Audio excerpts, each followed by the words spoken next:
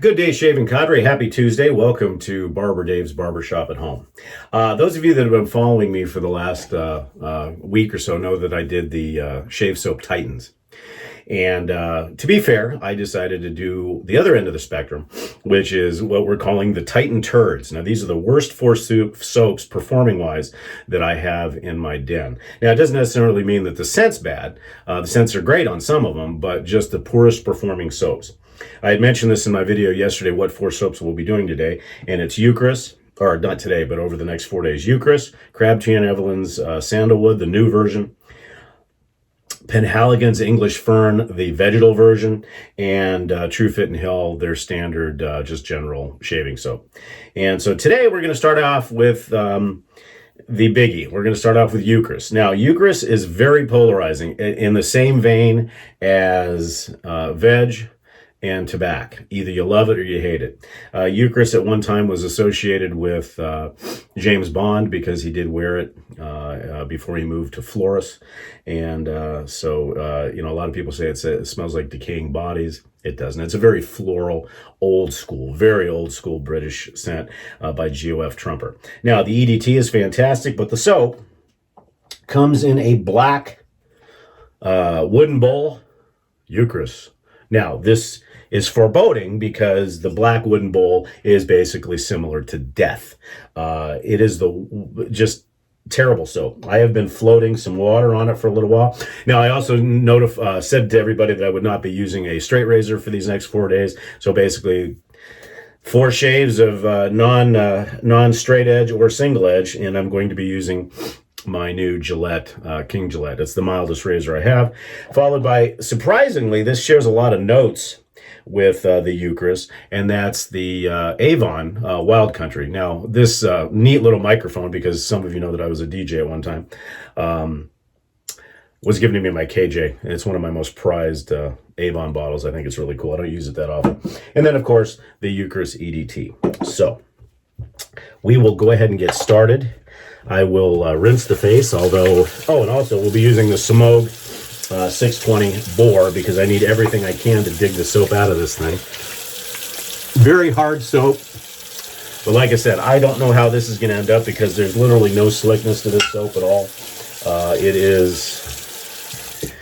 It's horrible.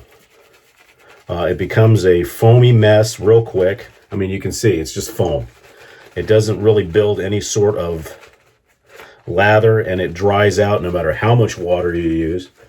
Like I said, the fragrance is wonderful, but everything else about this soap is terrible as far as I'm concerned. Yeah, I mean, I've been working on this now for 10 seconds or so, and the brush was reasonably dry, but I did pour out the bloom water in here. And at first look, it's like, hey, that's producing a decent lather. Well, let's see what it does on the face. Because usually it dissipates fairly quick. And it has little or none as far as residual slickness. I'll take this soap and apply it to the face. And I can already feeling it drying out on my face as we speak. The one thing with most English soaps, you have to work them forever to get a decent lather. And the one thing I noticed right out of the gate is that you can see, now I haven't added any water to this yet, but it's already drying on the face. It feels like it could be creamy, but it breaks down real easy. So let's try adding some water. And the negative side with this is that by adding the water,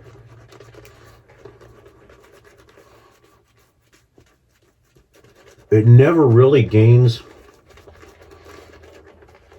the slickness or thickness that you want. And that's just with adding just a tiny bit of water. You never really build the lather other than this very airy, foamy mess. And unlike Mitchell's wool fat, where if you add water, you get creaminess. This never gets creamy. Very light on the face. Face feels like foam. And I've worked with this soap. I've given it every chance in the world to get better.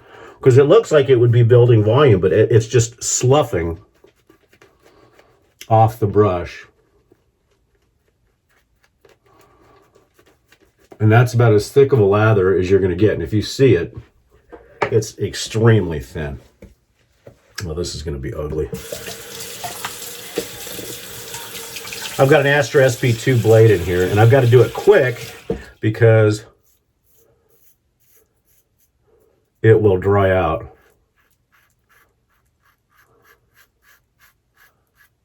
There is literally no cushion. The only glide and slickness you get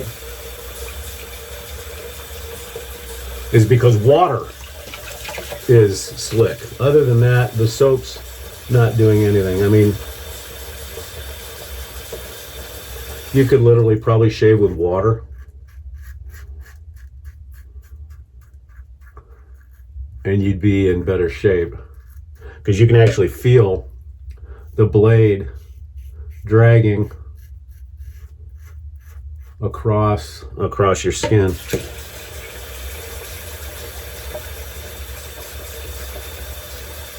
And this is the mildest blade I have, and it feels like an aggressive blade.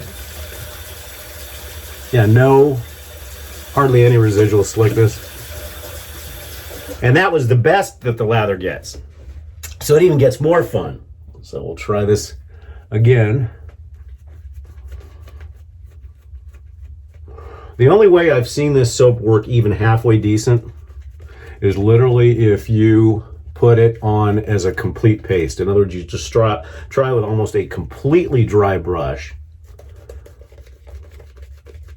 and then just pack it on. But that's it. No matter what you do, just even a small, and I probably added 6 drops of water and it got worse.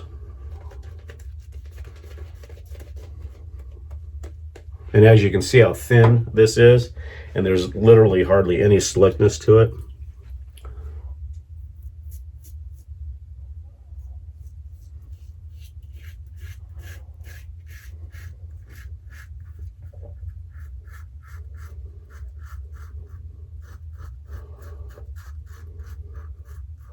And normally I wouldn't be shaving this quick. However, if I don't,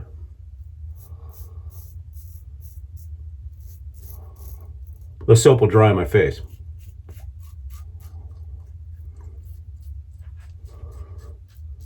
And like I said, no matter how much you hydrate it.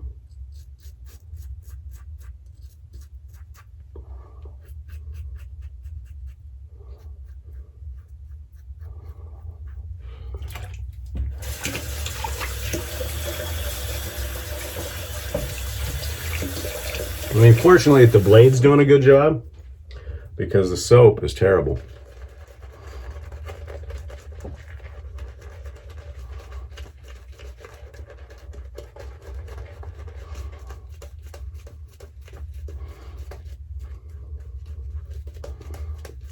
As I said, fragrance strength is okay. Very floral, very old school.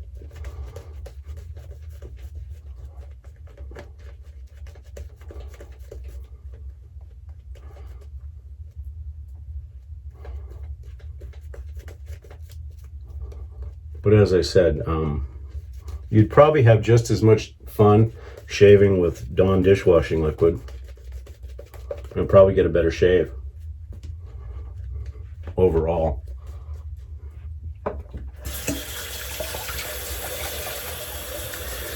This may struggle to be DFS.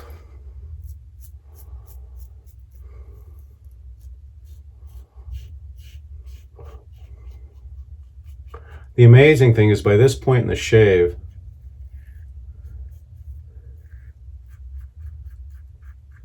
you would think that you'd really feel the benefits of the the shaving soap. But here, in this case, you're already feeling your skin tightening up because of how, quite frankly, how chemically laden this stuff is. And as you can see on my lip, soap's gone already. This is one of the few soaps that literally you have to relather mid-shave just to get any, because it's dry, it's like powder. And as I said, the more water, the worse it gets.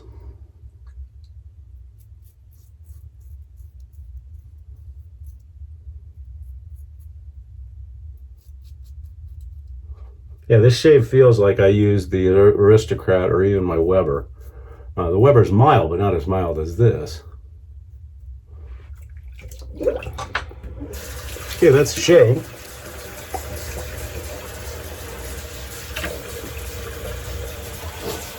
And of course, I would never do any cleanup with this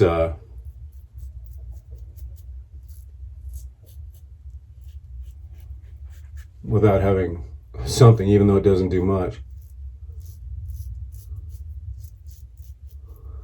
I mean, whisker wise it feels pretty good, but overall the shave is DFS at best. And if I would have used, because even the DE chattered a little bit, I could feel it. If I would have used a straight razor, I would have cut myself to pieces. Yeah, your face feels tight immediately as this stuff dries. It just tightens up. It feels dry. Yeah, it's not exactly a fun soap to use, but in the efforts of science, I will. So we'll go ahead and put on some of the Avon Wild Country. This stuff is so nice. Like I said, shares a lot of notes with the Eucris.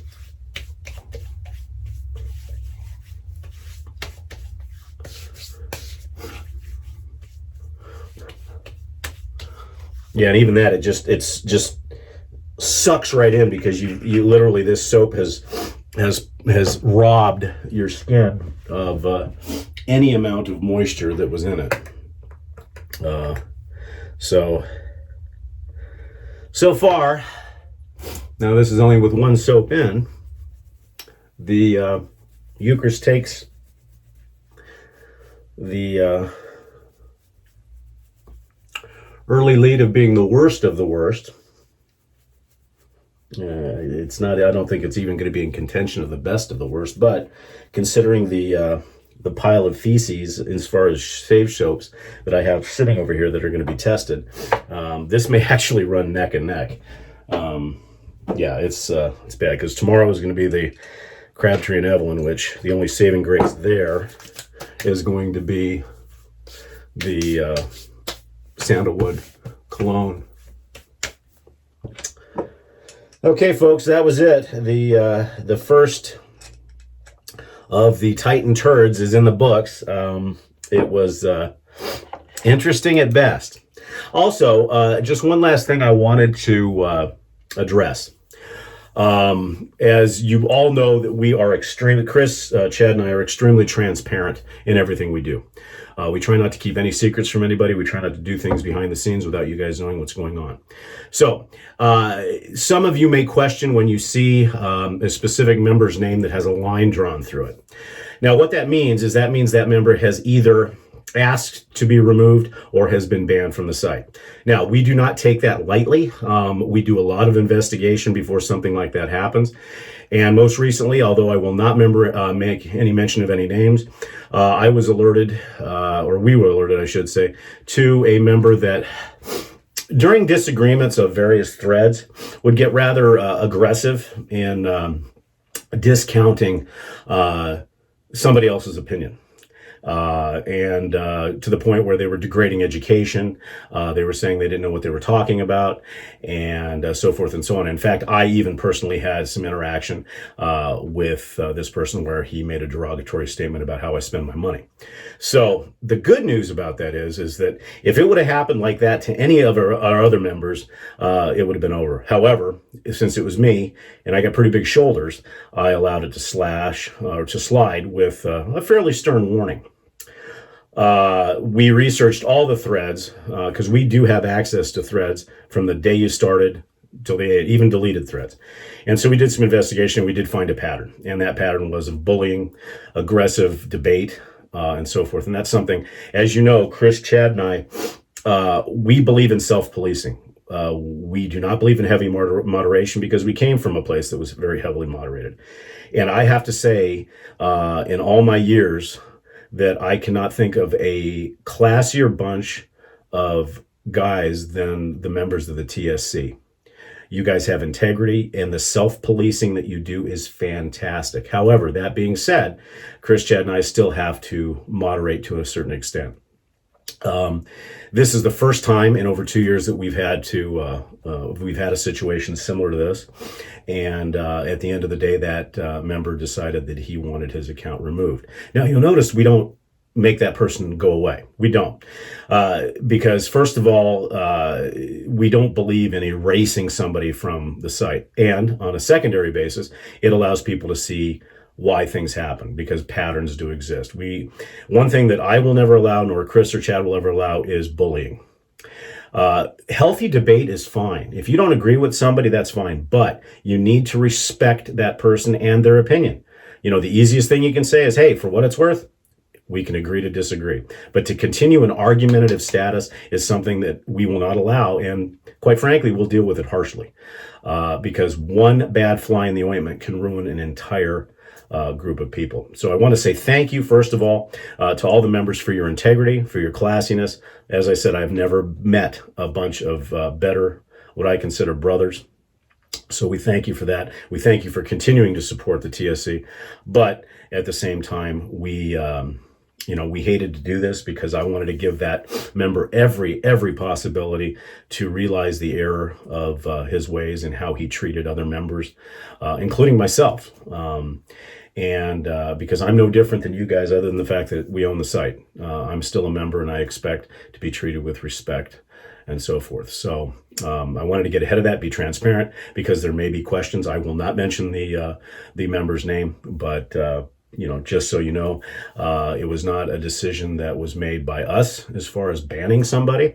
After the conversations and after the stern warning, he made the decision to have us take him off the site.